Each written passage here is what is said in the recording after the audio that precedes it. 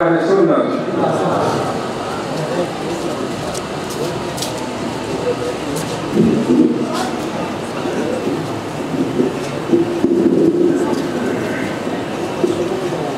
الله الرحمن الرحيم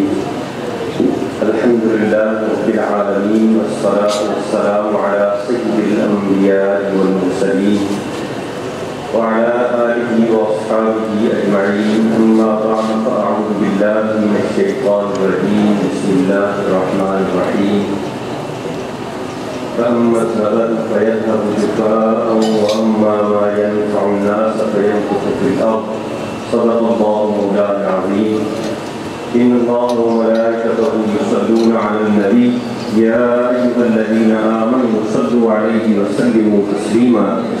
اللهم صل على سيدنا ومولانا محمد وعلى آل سيدنا ومولانا محمد وبارك وسلم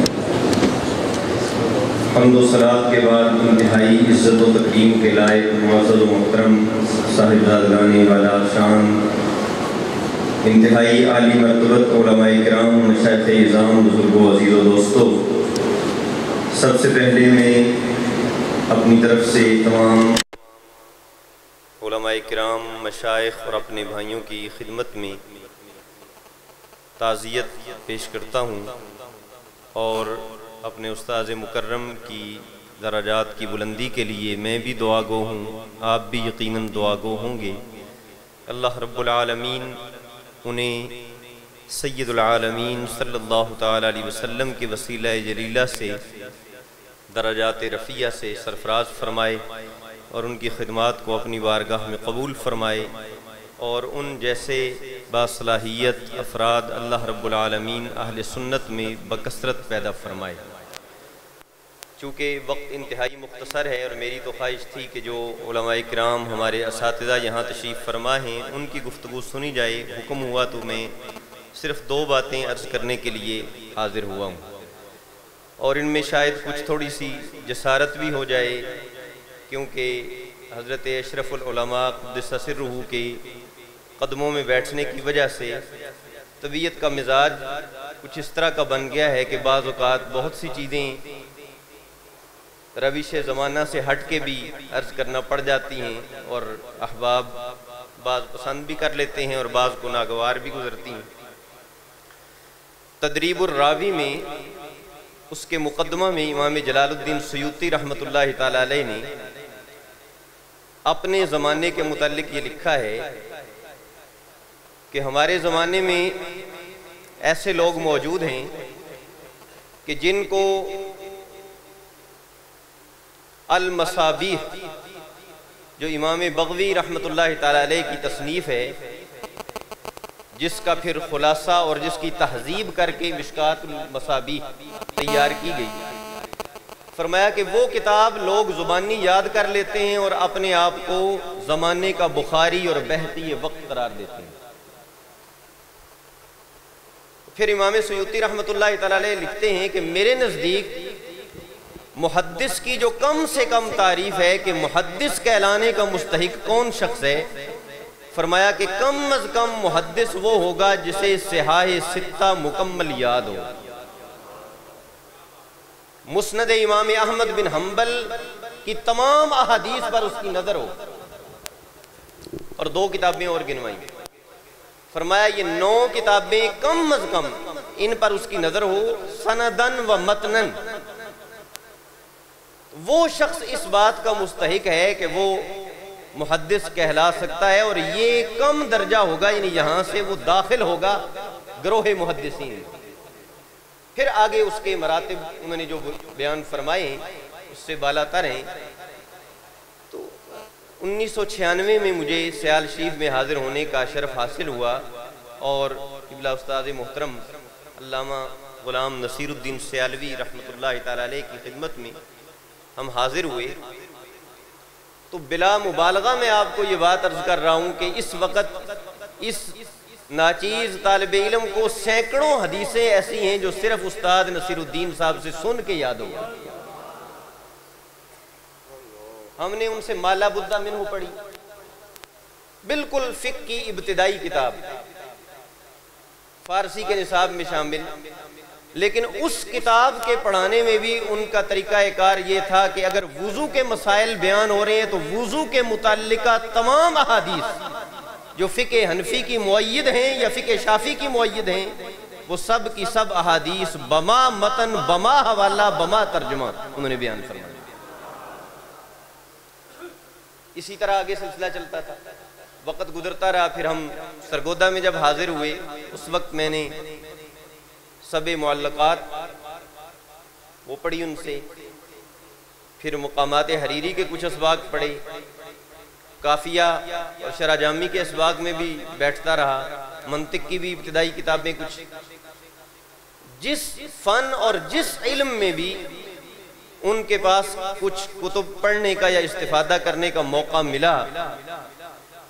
اللہ سبحانہ وتعالی کی ان پر یہ عطا بھی تھی، لیکن اس بندے کی محنت کی یہ انتہا تھی کہ کتابیں گویا انہوں نے گھول کے پی رکھی۔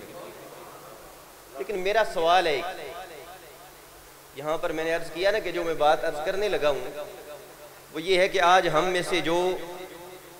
درس نظامی سے منسلک لوگ یہاں بیٹھے ہیں، مدرسین بیٹھے ہیں، میں اپنے اساتذہ اور اکابر سے مخاطب نہیں ہوں، اپنے جیسے طالب علم بھائیوں سے مخاطب ہوں،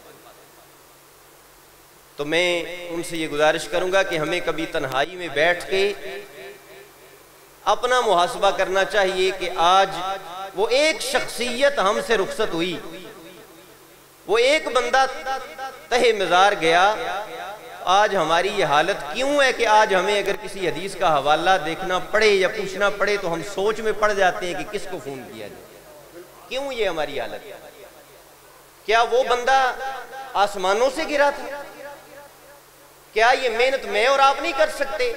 اس لیے میں یہ کہتا ہوں کہ حضرت علامہ نصیر الدین سیالوی رحمۃ اللہ تعالی علیہ کے چہلم پہ یہ ہم سے مطالبہ ہے سنت نبویہ کا کہ قرآن کے حافظ تو ہزاروں ہیں، سنت نبویہ کے حافظ بنو، متون یاد کرنے شروع کرو، کم از کم ایک عالم دین کو ضروریات زندگی کے متعلق ہر موضوع پہ تو 4 5 احادیث کے متن یاد ہونے چاہیے، فقہی مسائل کے متون یاد ہونے چاہیے۔ ہمارے ہاں اس حوالے سے انتہائی سستی اور کمزوری پائی جاتی ہے، اور اس کا واحد سبب عدم مطالعہ اور اپنے اوقات کی تضییع۔ ورنہ اگر 2 احادیث بھی بندہ روزانہ یاد کرنا شروع کرے، زبانی متن ان کے یاد کرنا شروع کرے بما حوالہ، تو مہینے میں 60 احادیث یاد ہو سکتی ہیں، اور سال میں کام کہاں تک پہنچ سکتا ہے۔ حضرت استاذ علامہ غلام نصیر الدین سیالوی رحمۃ اللہ تعالی علیہ کا یہ قرض ہے ہم پر کہ ہم یہ کوشش کریں کہ اس میدان میں آگے آئیں، محنت کو اپنا شعار بنائیں۔ میں نے ان کو دیکھا کہ فجر کے وقت اگر سیال شریف میں دارالحدیث کے ساتھ جو چھوٹا کمرہ تھا، فجر کے وقت اگر میں وہاں سے گزرا اور وہ چارپائی پہ بغیر کسی بستر کے اور بغیر کسی سرانے کے بیٹھے ہوئے کسی حدیث کی شرح کا مطالعہ کر رہے ہیں، اور زور کے وقت گزرا ہوں تو وہیں بیٹھے ہیں اور وہیں مطالعہ جاری، نہ دن کی خبر نہ رات کی پرواہ۔ اور مجھے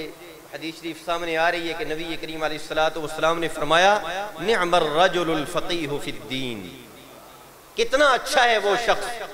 کتنا پاکیزہ ہے وہ شخص جسے اللہ نے دین کی سمجھ عطا فرمائی۔ ان احتیج الیہ نفع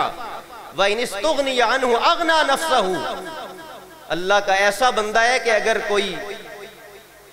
اس کا محتاج ہو، اگر کسی کو مسئلے کی ضرورت پڑے، حوالے کی ضرورت پڑے، تو اس کے در سے سب کو بھیک ملتی ہے، لیکن اسے کسی کی کوئی محتاجی نہیں، اسے کسی سے کوئی لالچ نہیں ہے، اسے کسی سے کوئی لینا دینا نہیں ہے۔ اور پھر اللہ سبحانہ وتعالی نے جو خاص وصف میں جبلہ صاحب رضا فرید الدین صاحب سے بھی عرض کر رہا تھا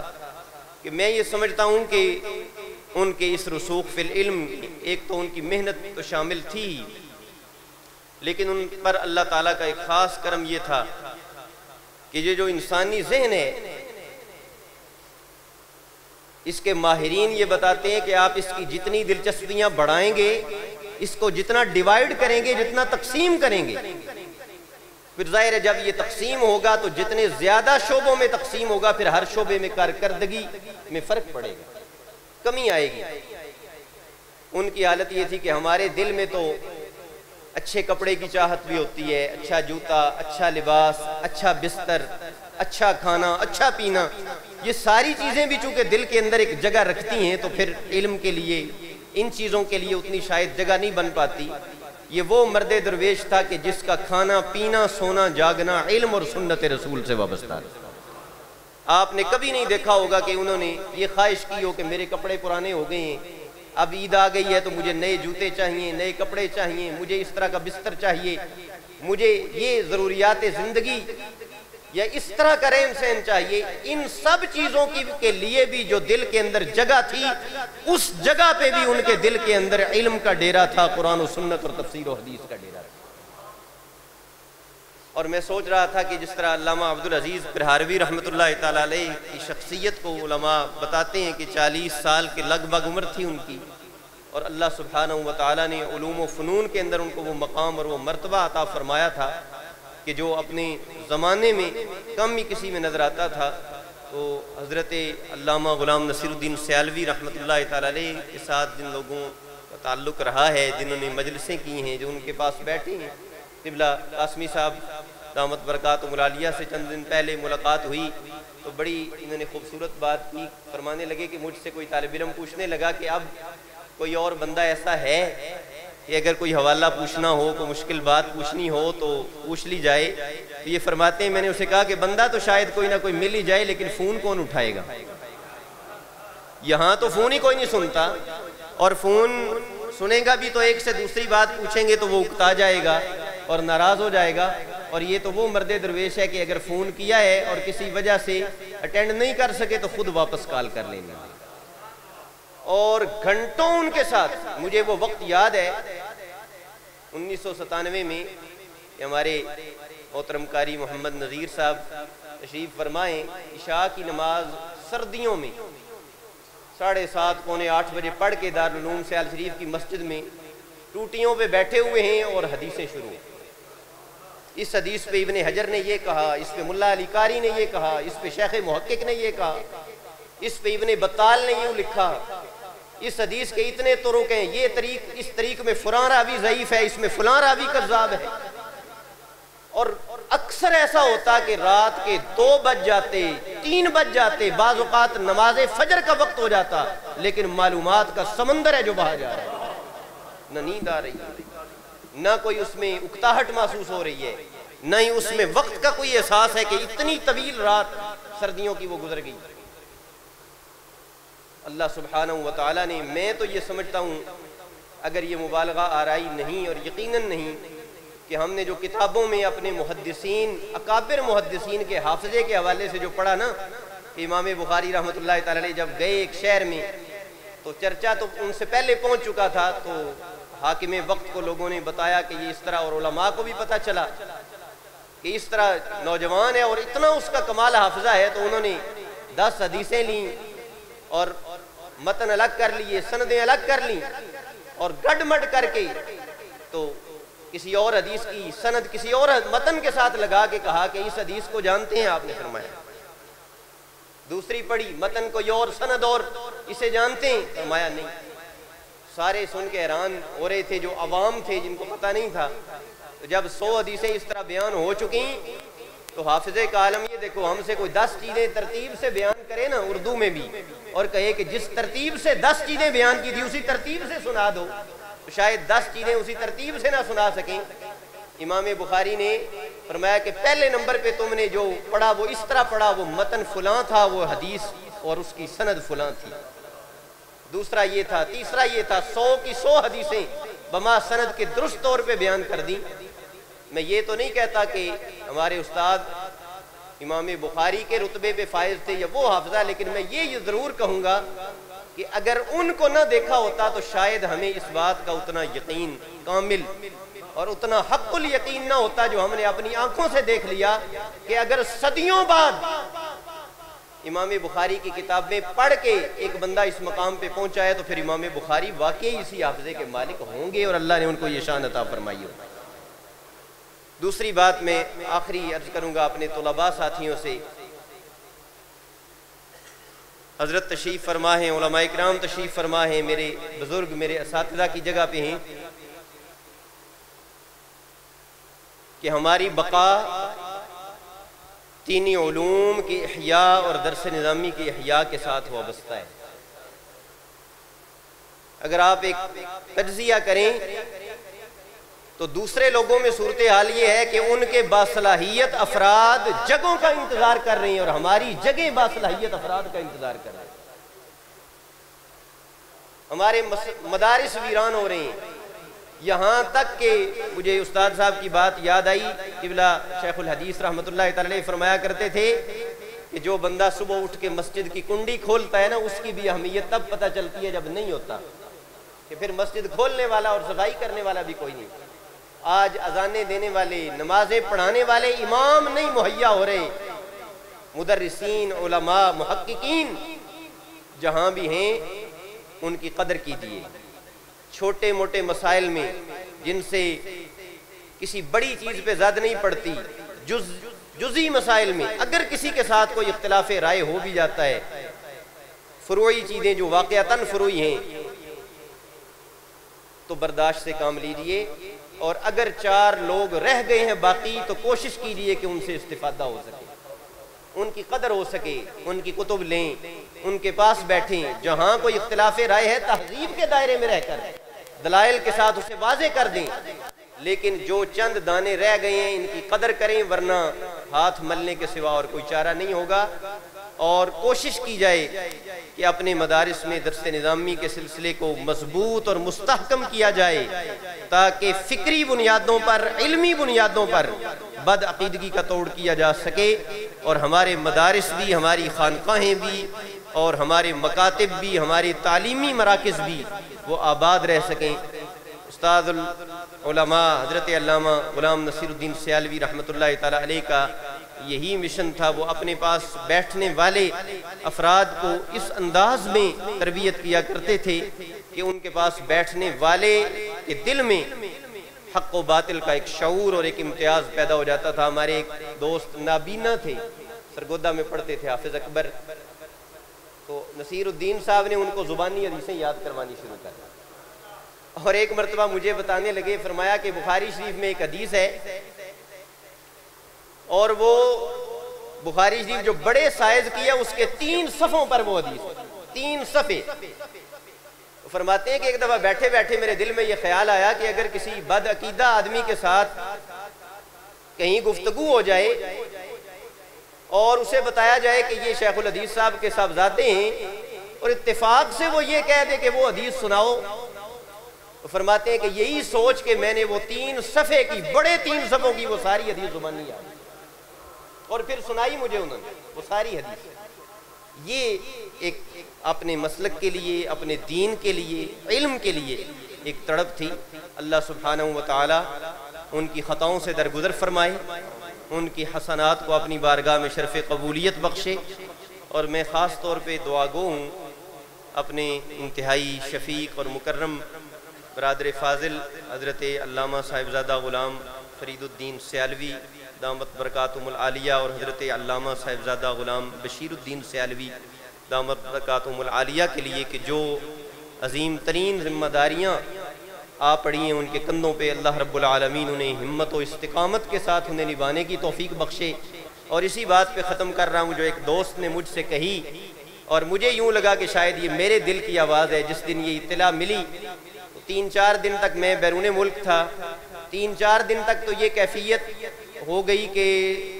مجھے سمجھ نہیں آ رہی تھی کہ میں کس کے ساتھ کیا بات کروں۔ تو ایک دوست سے بات ہوئی تو اس نے یہ جملہ کہا جو میں آپ کو سنا کے بات ختم کر رہا ہوں۔ اس نے کہا کہ شیخ الحدیث صاحب 3 سال پہلے نہیں فوت ہوئے تھے، شیخ الحدیث صاحب آج فوت ہوئے۔ حضرت شیخ الحدیث رحمۃ اللہ علیہ کا آج وصال ہوا ہے، اور آج ہم سمجھتے ہیں کہ ہم اس سایہ رحمت سے اور سایہ علم سے محروم ہوئے ہیں۔ اللہ کریم دونوں کی قبروں پہ کروڑوں رحمتوں کا نزول فرمائے، اور ان کی جو وراثت علم تھی اللہ کریم ہمیں، جو ہم ان کے روحانی بیٹے ہیں، ان کے متعلقین ہیں، متوسلین ہیں، ان کے مستفیدین ہیں، اللہ سبحانہ و تعالی ہمیں اس سے حصہ وافر نصیب فرمائے اور ان کا صحیح معنوں میں جانشین بننے کی اللہ سبحانہ و تعالی ہمیں توفیق بخشے۔ وآخر دعوانا ان الحمدللہ رب العالمین۔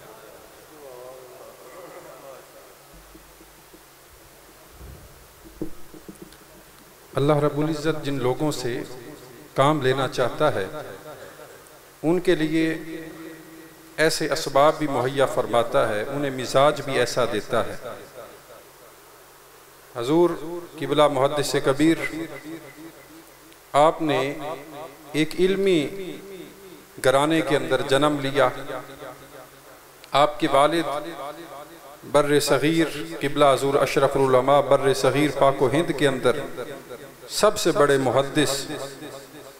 ایسے گھرانے کے اندر، اس صحبت کے اندر، ایسی نظر کے اندر رہنا یقینی طور پر یہ اللہ کی طرف سے انتخاب ہوتا ہے جو اللہ اپنے خاص بندوں کو عطا فرماتا ہے۔ اور ان کے چلے جانے کے بعد بھی قبلہ محترم المقام حضرت علامہ غلام فرید الدین محمدی سیالوی صاحب، آپ بھی علم کے اندر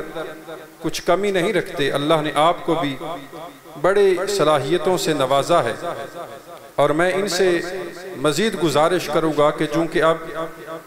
وہ سارا بوجھ